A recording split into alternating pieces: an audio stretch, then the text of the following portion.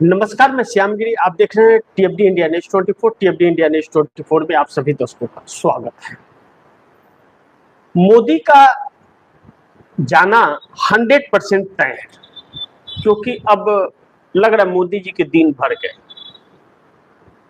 कहते लाख चाहे तो क्या होता है, वही होता है जो मंजूर खुदा होता है। तो अभी तक खुद खुदा बन रहे थे और जब फंसे हैं तो खुदा की याद आई है। वही हाल हो गया कि वक्त बुरा होता है तो ऊंट पे बैठे व्यक्ति को भी कुत्ता काट लेता है। तो अब आदतें हैं, आदतों से बाज तो आएंगे नहीं, लेकिन अब कहा जा रहा है कि जाना 100% तय है और होने जा रहा है इस्तीफा। किसका, इस पे भी चर्चा करेंगे। और नायडू ने हाथ क्यों कर दिए खड़े, यानी कि दोनों हाथ नायडू ने खड़ा कर दिया कि भैया बस बहुत हो गया, अब हम आपका साथ नहीं दे सकते। लेकिन इस बीच जो आखिरी उम्मीद थी मोदी की, जो उम्मीद मोदी जी ने आखिरी लगा बैठे थे कि अब इस उम्मीद के जरिए मैं निकल पड़ूंगा, डिलिमिटेशन।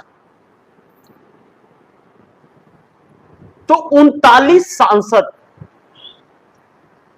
39 सांसद तमिलनाडु के विरोध करते हैं कि हम इसका समर्थन नहीं करेंगे। अब सिर्फ बात यहीं तक नहीं है, अब बात यहां से आगे बढ़ रही है कि कर्नाटक में और तेलंगाना में जो भाजपा के सांसद हैं वह क्या साथ देंगे, क्योंकि जब डिलिमिटेशन होगा तो उसका असर उन राज्यों को नुकसान ज्यादा होगा। अब यह बात पार्टी की नहीं, यहां पर बात आ गई है अपने अपने स्टेट की। तो इसमें भी दिक्कतें, लेकिन इन सभी के बीच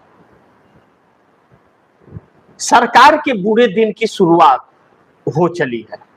मोदी की आखिरी उम्मीद टूटते ही बुरे दिन की शुरुआत हो चली है, इसलिए कि डिलिमिटेशन के लिए इसलिए यह सरकार परेशान है। आप दर्शक समझिए जरा कि डिलिमिटेशन के लिए क्यों परेशान है, क्यों जरूरी है। इसके लिए डिलिमिटेशन कराने के बाद भाजपा को कोई सत्ता से हटा ही नहीं सकता।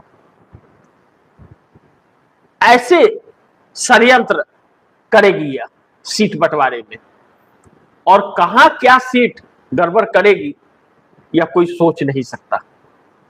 और जो परिसीमन कमेटी होगी, उस कमेटी के खिलाफ शिकायत आप कहीं नहीं जाकर के कर सकते, कोर्ट में कोई केस नहीं कर सकते आप। अब इसकी चाल हर कोई समझ गया।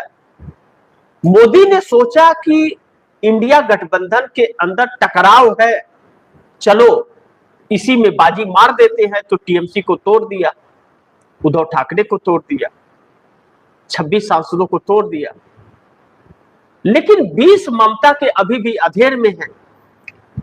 लेकिन स्टालिन से दो बात क्या हो गई, यह समझ बैठी भाजपा की वह समर्थन दे देंगे, और अटकलें भी चली, चर्चाएं भी हुई।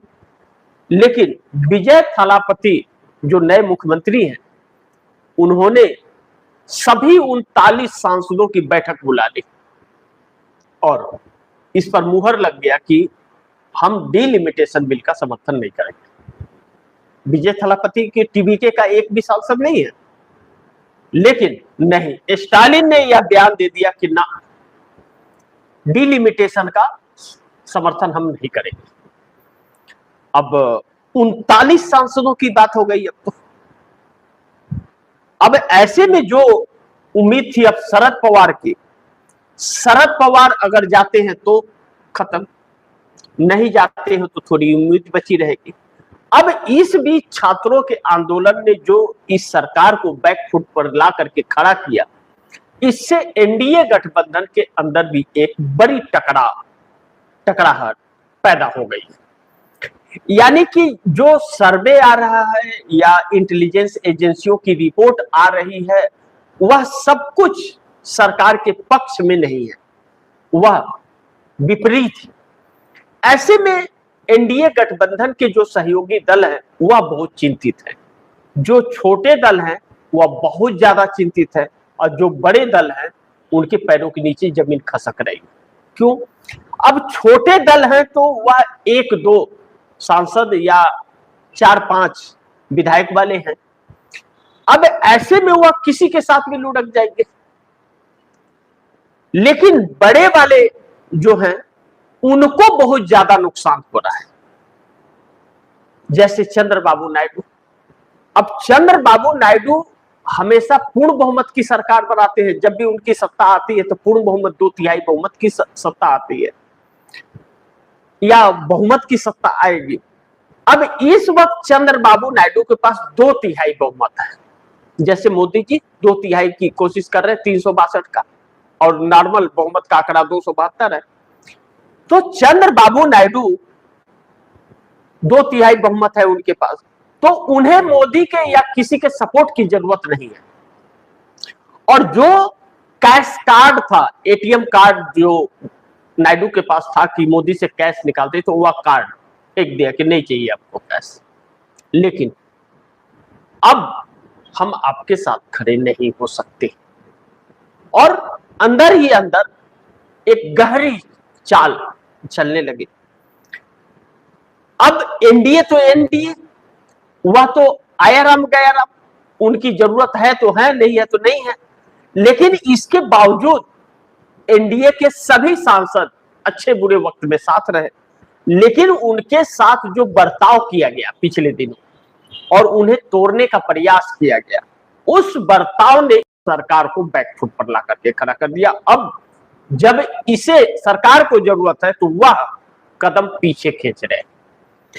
अब इन सब के बीच बहुत खुफिया रिपोर्ट यह बता रही है कि मोदी सरकार के लिए और बड़ा संकट गठबंधन से ज्यादा खुद की पार्टी भारतीय जनता पार्टी में है। भारतीय जनता पार्टी में एक बहुत बड़ा तबका जो सरकार को उलट पलट कर सकता है, वह अब मोदी और शाह के विरोध में है। अब जब विरोध में है तो एक बड़ी बगावत की बू आ रही है भारतीय जनता पार्टी के अंदर से, यह रिपोर्ट कहती है। तो मोदी के लिए संकट बढ़ जाता है।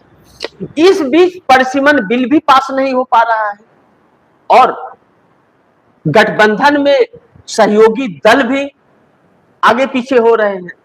भारतीय जनता पार्टी के अंदर सहमति नहीं है, उसमें एक बड़ी बगावत की बू आ रही है। ऐसे में डिलिमिटेशन बिल के आने के पास होने की उम्मीद टूट जाती है, जो आखिरी उम्मीद थी। तो फिर मोदी का जाना 100% तय हो जाता है। फिर ऐसी परिस्थिति में अब अमित शाह के इस्तीफे पर विपक्ष खड़ा हो गया। जब सोमवार तक के लिए स्थगित हो गया पार्लियामेंट, यानी कि अब सोमवार के बाद मात्र 3 दिन का सेशन बचा हुआ है। 3 दिन सेशन चलेगा, 4 दिन नहीं चलेगा, इसकी गारंटी नहीं है, क्योंकि डिलिमिटेशन बिल पर समर्थन नहीं पूरा हुआ। तो अब पार्लियामेंट चलेगा तो विपक्ष वही गाना गाएगा, अमित शाह का इस्तीफा और मोदी का माफी, और संसद परिसर के अंदर मार्च करेगा, प्रदर्शन करेगा। तो विश्व में वह खबरें जा रही है, भले गोदी मीडिया दिखाए या ना दिखाए। ऐसे में सोमवार को पार्लियामेंट अनिश्चित काल के लिए स्थगित किया जा सकता है, जो नवंबर महीने के मानसून सत्र में फिर खुलेगा। तो अगर डिलिमिटेशन बिल नहीं पास होता है तो फिर मोदी के लिए संकट और मुसीबत यह हो जाएगा कि फिर 2029 में रिपोर्ट इनके मुताबिक नहीं है, और अब चुनाव आयोग और गोदी मीडिया के खिलाफ भी छात्र सड़क पर उतरते नजर आ रहे हैं। अब ऐसे में बहुत महत्वपूर्ण होगा कि सरकार का अगला कदम क्या होगा। लेकिन मोदी के संकट घट नहीं रहे, मोदी का संकट लगातार बढ़ रहा है, क्योंकि नायडू जैसे सहयोगी दल भी जब हाथ खड़े कर रहे हैं और नसीहत देने लगे हैं, जो देना चाहिए देंगे भी, क्योंकि इन्होंने अमित शाह ने किसी के साथ अच्छा तो किया नहीं है, तो फिर सरकार का जाना 100% तय हो जाता है।